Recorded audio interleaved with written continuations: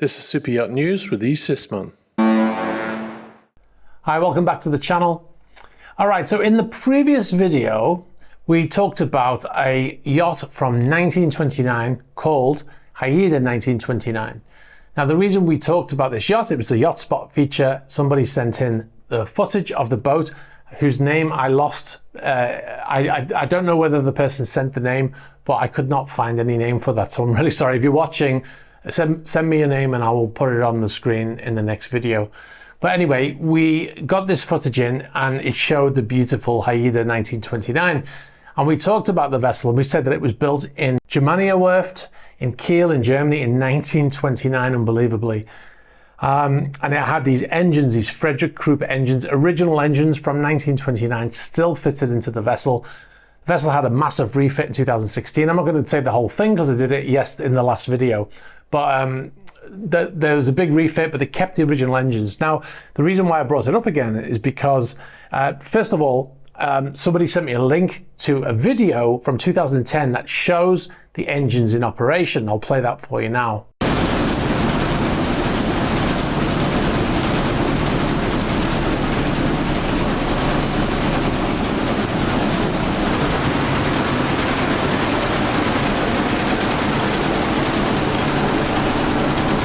Amazing. Now, when I was watching that video, it reminded me of a scene from a movie of another boat that was built in Germany 10 years later in 1939.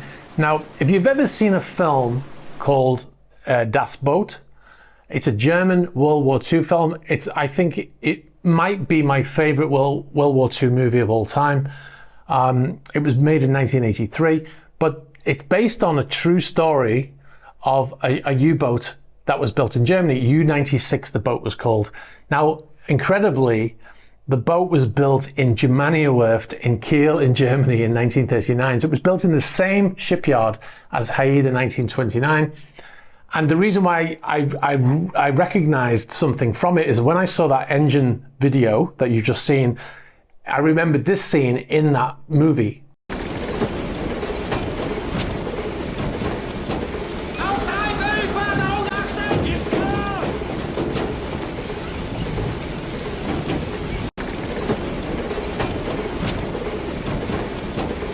Now, I can't say that they're the same engines, but they were very similar, aren't they? According to the history, they were Friedrich Krupp engines. Friedrich Krupp Werft was the name of the shipyard, so they were engines built by the shipyard that built the ship. So it's got Friedrich Krupp engines, they look very similar, 10 years apart. Maybe a different version of the engine, but they look very similar, don't they? So quite incredible that this boat, which is still in use today, was built 10 years before that U-boat from World War II. It really is from a different time, isn't it? What we understand about the boat is that the boat is fitted with a bow thruster now to help the vessel move sideways, to help it docking and stuff like that. But it does not have a stern thruster, which is pretty standard on most yachts now. So it must really make the handling of that boat quite tricky. There is a video online of one of these engines, this type of engine, which I mentioned in the previous video, where it started with compressed air. There's a video online, it's had 20 million views. I will post a link to it below and you can watch the procedure for starting the engines. Amazing to think that there are engineers still doing this today on an active vessel. But I'll put a link below. And if you haven't seen the film Das Boot, you should check it out. It is absolutely fantastic. But you've got to watch it in German with the English subtitles because it's incredible. Anyway, we'll move on to our first bit of news, and that is about Yacht A. Now, she's been spotted in Ras Al Khaimah again.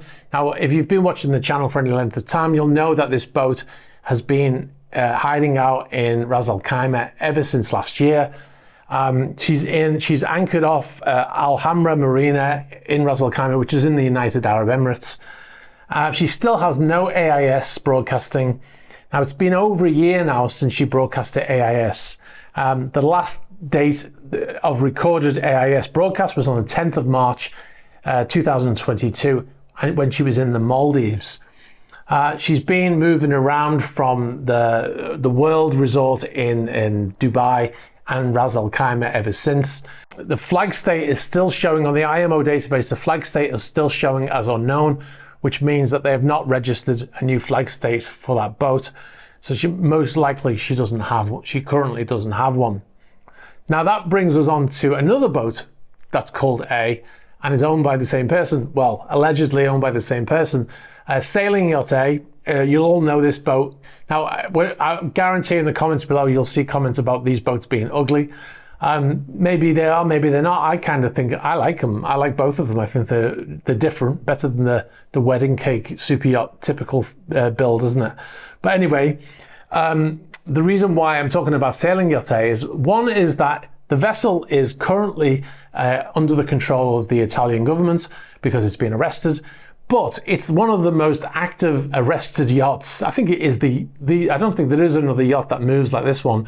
Now this one is moving almost weekly from Trieste to Trieste anchorage and then back to Trieste. Now the vessel was in a dry dock facility when it was arrested, and then it was moved out of that dry dock facility a few months later because I think Fincantieri owns that dry dock and they wanted to use it.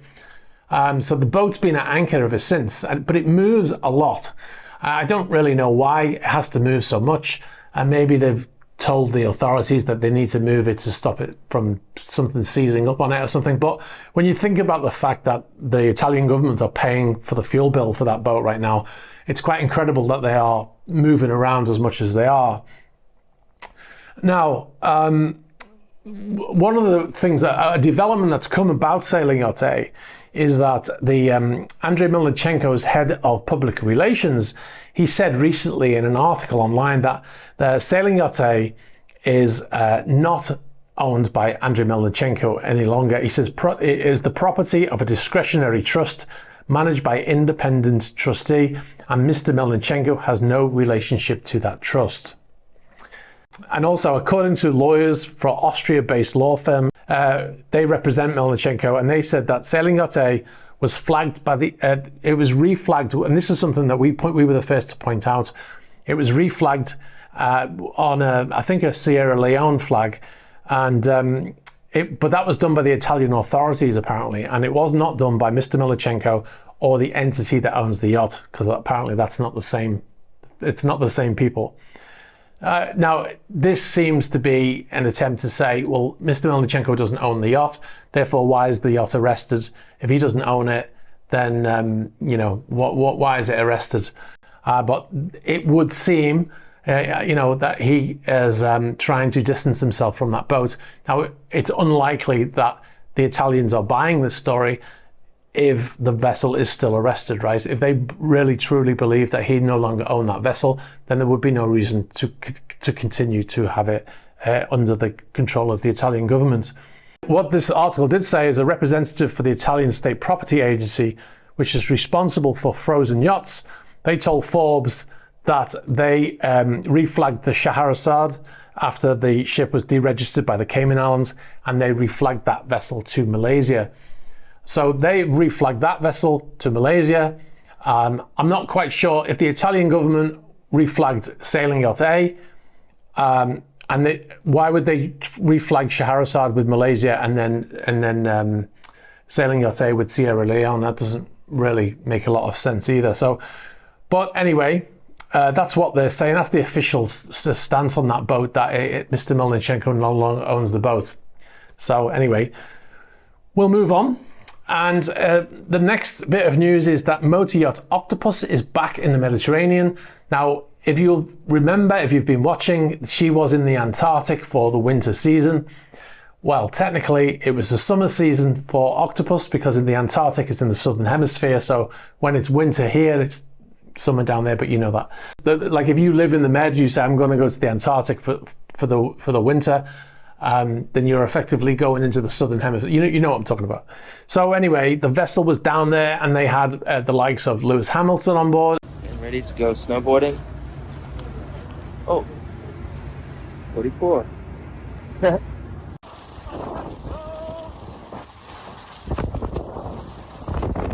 And a snowboarder called Sean White, I believe his name is. I always get abused when I say that because I don't really know this person that well. but people try to say he's more famous than Lewis Hamilton, which maybe he is in the US, but certainly not in the rest of the world. Anyway, the boat is back in the Mediterranean, and she stopped in Gibraltar briefly, no doubt to fill up with fuel and most likely fill up with provisions as well from Morrison's, which is, I'm sure they've got a large contingent of British crew on board. And so Gibraltar's great because you can go in there and you can buy all your goods that you normally only get when you're at home. The vessel then headed to Malaga in Spain, where she has been, she's just arrived there today. So it looks like she's back in the Med for the Med season, but she is a charter yacht now. Since she was bought from the estate of the late Paul Allen, the vessel has been used for chartering. All right, so we'll move on. And our main story is about Alfa Nero again. It is in the news right now. The Antiguan government, they put out in the international press that they were asking for the owner of the vessel to claim the vessel, and they had 10 days to do so. That date expired on the 31st of March. So now the Antiguan government is preparing to put that up for sale. That is a big deal, isn't it? We mentioned in the last video that the people who represent Andrei Guryev, they have denied that he owns that vessel. And he's the only one. I mean, all the authorities, the US government, the authorities, international authorities have all said that he is the owner of that vessel, but he's saying he's not the owner, and nobody else has come forward. So the vessel has effectively been abandoned. Now, this vessel was, when he purchased it, I believe it was purchased for around $120 million. It was valued at $82 million last year. More recently, it was valued at less than $50 million because it's been abandoned in Antigua for over a year. All its paperwork's probably expired as well. So someone's probably going to have to spend a few million on it when they buy, but nonetheless, they're probably getting a bargain. But that vessel is actually classed as blocked property by the U.S. Treasury the U.S. Treasury's Office of Foreign Assets Control, or OFAC. That is officially on the list of blocked properties because of the association with Andrei Guryev. But anyway, that vessel is now going to be sold. The Antiguan governments have said also they're going to pay the creditors and pay the crew who worked on board. So if you're ex-crew of Alfa Nero, you should be getting a paycheck from them in the next few months. But yeah, it's quite interesting, isn't it? It was very interesting, actually, that this vessel is going to get sold soon and somebody's going to buy this yacht. And apparently the Antiguan government's also said that they're going to publicize or make public whoever buys the yacht, which is very unusual in itself. So yeah, we'll definitely be following that one with an eyepiece to keep tabs on it, and we'll bring you all the news when we have it. All right, so just before we go, please be sure to check out our Patreon page at patreon.com/eSysman. We just had about 5 people sign up in the last couple of days, so that's great. So I'd like to welcome all of those people in advance. We've just posted another video on the patron chat about security on yachts, or when it goes wild, as I've called the video. You'll also get to see exclusive videos not published on YouTube, like the Atlantic vlog series. You'll get early access to features advert free.